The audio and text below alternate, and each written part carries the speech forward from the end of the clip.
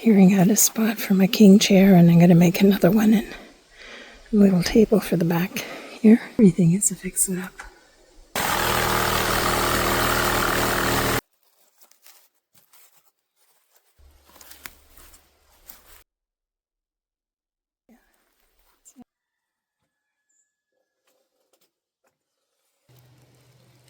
Just drag these couple of spruce ends back.